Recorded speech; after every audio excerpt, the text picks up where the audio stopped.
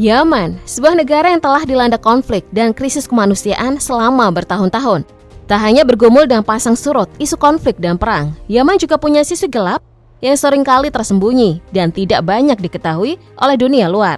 Konflik yang berkepanjangan ini telah memicu dampak yang sangat-sangat besar bagi penduduk Yaman. Kehilangan anggota keluarga, kemiskinan, ketidakamanan telah menghantui mereka.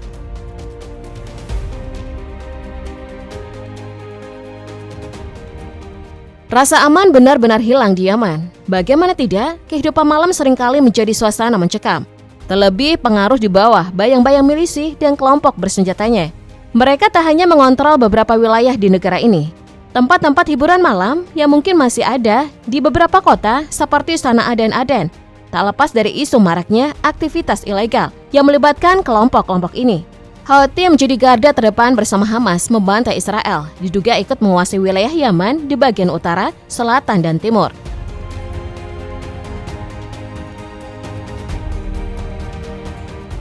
Di bawah kontrol mereka, aktivitas apapun termasuk kehidupan malam seringkali harus mengikuti aturan dan kepentingan kelompok tersebut. Mereka mengambil alih peran yang biasanya dipegang oleh pemerintah, termasuk penegakan hukum. Yang berarti mereka menetapkan aturan mereka sendiri tentang apa yang diperbolehkan atau tidak dalam kehidupan malam, yang seringkali jauh lebih ketat dan berbahaya dibandingkan dengan norma sebelum perang berlangsung.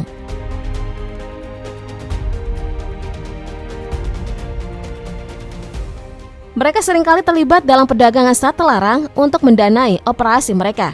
Kehidupan malam di Yaman dapat menjadi pusat distribusi dan konsumsi zat terlarang. Dari sisi penduduk Yaman sebagai korban perang, mereka menghadapi keterbatasan akses ke layanan kesehatan mental dan dukungan sosial. Dari situ, banyak orang Yaman yang mencari pelarian dari trauma penderitaan mereka melalui zat adiktif. Mereka mengkonsumsi khat yang merupakan tanaman stimulan yang umum digunakan di Yaman.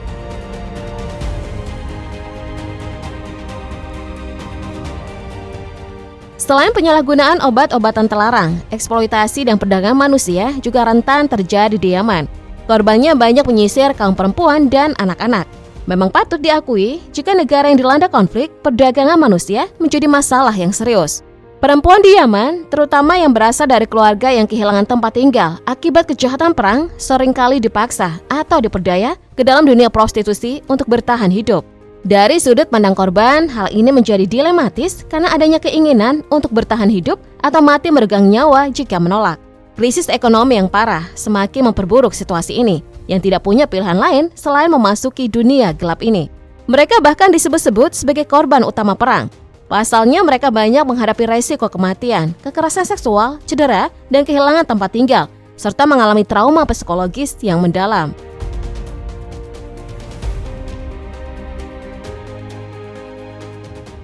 Belum lagi patriarki dan budaya konservatif ikut merenggut hak-hak hidup mereka.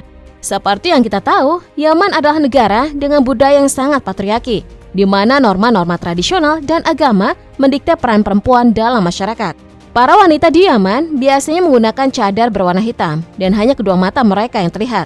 Perempuan tidak mempunyai suara dalam masyarakat dan sepenuhnya dikendalikan oleh suami mereka.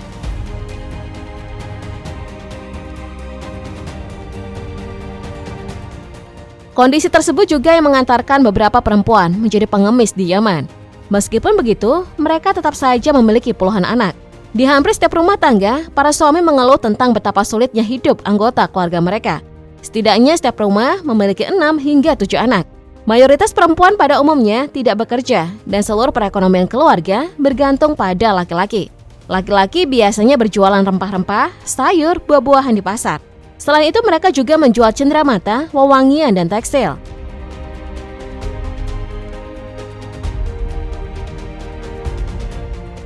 Para perempuan ini juga harus mahir memainkan banyak peran yang diperparah dengan keterbatasan akses pada pendidikan, pekerjaan, dan partisipasi politik. Sekolah-sekolah rata dengan tanah saat perang, infrastruktur ikut roboh. Disebut juga, Yaman adalah negara dengan salah satu tingkat perkawinan anak tertinggi di dunia. Menurut data yang dirilis dari UNICEF, sekitar 32% perempuan di Yaman menikah sebelum usia 18 tahun. Kemiskinan memaksa banyak keluarga untuk mengeluarkan anak perempuan mereka dari sekolah untuk bekerja atau menikah.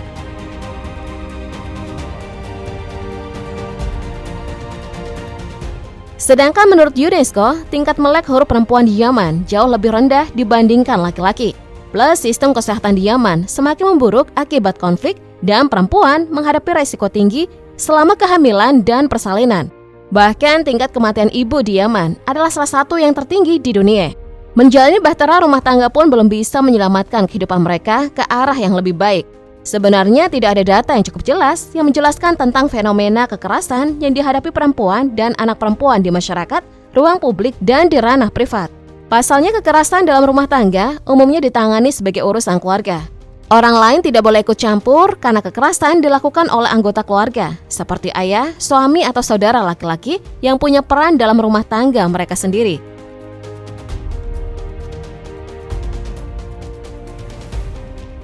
Seperti yang kita bahas tadi, adat dan tradisi patriarki sangat mengakar di Yaman.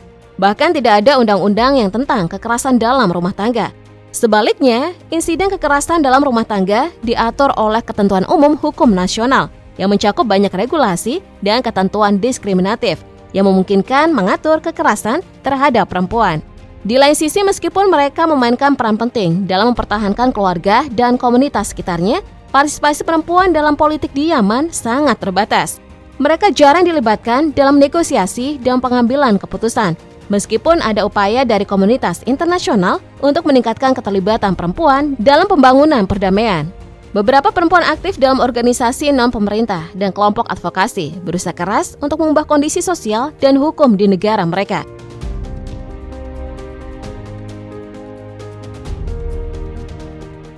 Dalam masyarakat Yaman, ada preferensi yang kuat untuk anak laki-laki, serta toleransi yang tinggi terhadap perilaku kekerasan terhadap perempuan. Maka dari itu, jika mereka menantang perilaku ini dan berusaha membela diri, mereka akan didisiplinkan dan dihukum. Mirisnya, praktik-praktik ini tidak hanya terjadi di dalam rumah, tetapi juga di sekolah, lembaga sosial, dan di tempat kerja.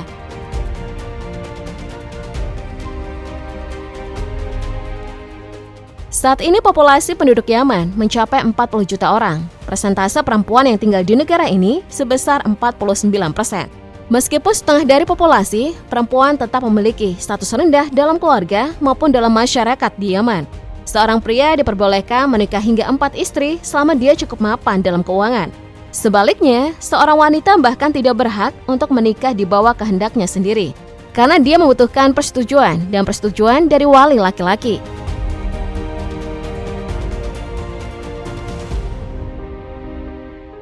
Di negara yang dikuasai oleh Rashad Al-Alimi ini, Islam telah menjadi agama negara. Agama di Yaman terutama terdiri dari dua kelompok agama Islam. Menurut laporan UNHCR, Syiah Saudis membentuk sekitar 45% dari populasi, Sunni 53%, dan ada juga minoritas kecil dari kelompok Syiah lain, seperti komunitas Ismaili dan Imamiyah. Sisanya sekitar 0,05% orang Yaman adalah non-Muslim yang menganut agama Kristen, Yahudi, atau Hindu. Bahkan mereka tidak memiliki afiliasi agama manapun.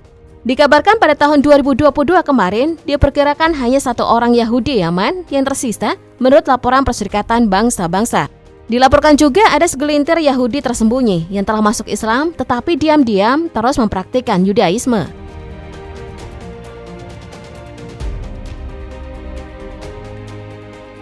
Dalam sektor ekonomi, sejak penyatuan pada tahun 1990, Yaman telah menjadi salah satu negara termiskin di Timur Tengah. Sebagian besar orang Yaman bekerja di bidang pertanian. Komoditas pertanian utama yang dihasilkan meliputi biji-bijian, sayuran, buah-buahan, kacang-kacangan, kod, kopi, kapas, produk susu, ikan, ternak seperti domba, kambing, sapi, unta, dan unggas. Seperti Libya, Yaman merupakan surganya minyak. Hal ini juga didorong sektor industri berpusat pada produksi minyak mentah dan penyulingan minyak bumi.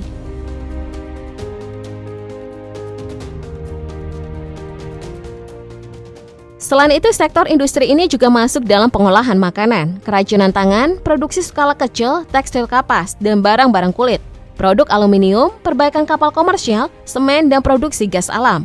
Pada tahun 2013, Yaman memiliki tingkat pertumbuhan produksi industri sebesar 4,8%. Sayangnya, Yaman mengalami nasib yang sama dengan negara-negara kaya minyak lainnya di Timur Tengah dan Afrika, karena tidak mampu memanfaatkan potensinya secara efektif.